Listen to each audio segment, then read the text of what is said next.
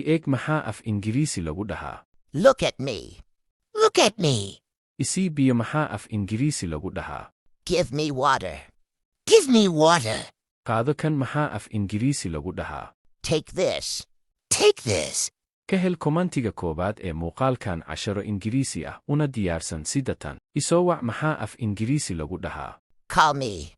Call me. Hadda jooji maxaa af Ingiriisi lagu dhahaa? Stop now. Stop now. Ka taxadar maxaa af Ingiriisi lagu dhahaa? Be careful. Be careful.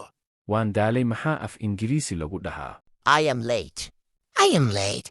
Ku baro luqadda Ingiriisiga si lacag la'aan ah oo nagala soo xiriir WhatsApp nambarka borofiilka saaran. Waa wasakh maxaa af Ingiriisi lagu dhahaa? It is dirty.